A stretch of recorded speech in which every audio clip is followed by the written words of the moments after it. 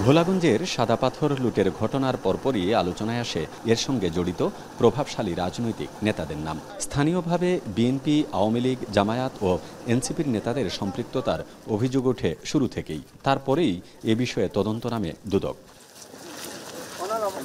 গত 13ই আগস্ট সাদাপাথর এলাকায় পর্যবেক্ষণে যান দুদক কর্মকর্তারা। ঠিক 7 দিন পর তাদের তদন্তে উঠে আসে প্রশাসন সহ বিএনপি, জামায়াত, এনসিপি, আওয়ামী লীগের স্থানীয় 42 নেতৃবৃন্দের নাম। তার মধ্যে সিলেট মহানগর বিএনপির সভাপতি রেজাউল হাসান কয়েস লুদি, সাধারণ সম্পাদক এমদাদ হোসেন চৌধুরী, মহানগর জামায়াতের আমির ফখরুল ইসলাম, সেক্রেটারি জয়নাল আবেদিন, জেলার জাতীয় নাগরিক পার্টির প্রধান সমন্বয়কারী নাজিম উদ্দিন এবং সিলেট মহানগরের প্রধান সমন্বয়কারী খায়রুল ইসলাম চৌধুরী সহ 42 জন।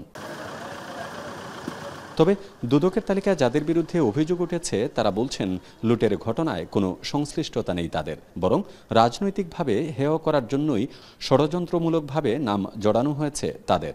আমার দল এনসিপি, বিশেষ করে আমার নাম, আমি জেলার প্রধান সমন্বয়কারী এবং আমার মহানগরের প্রধান সমন্বয়কারী খায়রুল ইসলাম, আমরা দুজনের নাম এখানে আছে। আলটিমেটলি আমরা টোটালি পাথরকুয়ারির কোনো ধরনের কোনো অনৈতিক যে বিষয়গুলো আছে তাদের সাথে আমাদের কোনো সম্পর্ক নাই। এই ঘটনার সাথে আমার এবং আমার দলের সম্মানিত সাধারণ সম্পাদকের নামের সংশ্লিষ্টতা অনেককেই বিস্মিত করেছে। আমরা অনুরোধ করব এই কাজটি বা কর্মটি যারা করেছেন তাদের দায়িত্ব হচ্ছে এটি প্রমাণ করা এবং সেটি তারা করবেন বলেই আমরা বিশ্বাস করি। এই ধরনের ঘটনার সাথে আমি কেন আমাদের দলের কোনো পর্যায়ের কোনো ব্যক্তি এখানের সাথে জড়িত নয়।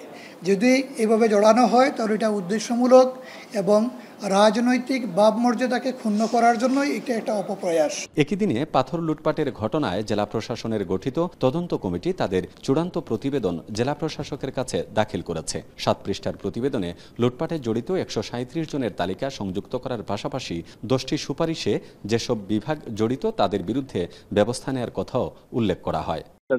ডিপার্টমেন্ট এখানে এই দায়ী আছে, তারা তাদের সংশ্লিষ্ট ডিপার্টমেন্টগুলো তাদের নিজের স্ব দপ্তরের মাধ্যমে তদন্ত করে তাদের দায় নিরূপণ করবে।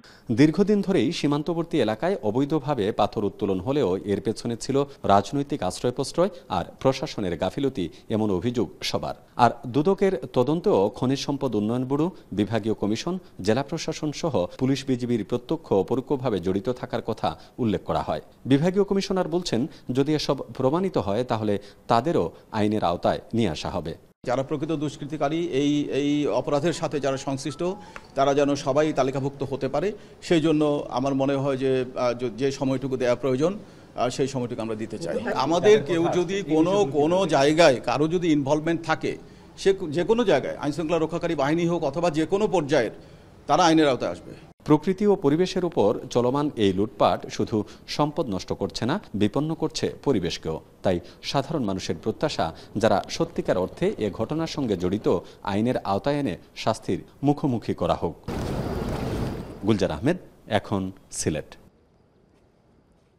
ডায়ালগ সুবাসিত টয়লেট ক্লিনার, যার পাওয়ার প্লাস ফর্মুলা টয়লেটের কোনায় কোনায় পৌঁছে 99.99% জীবাণু ধ্বংস করে। রিমার্ক,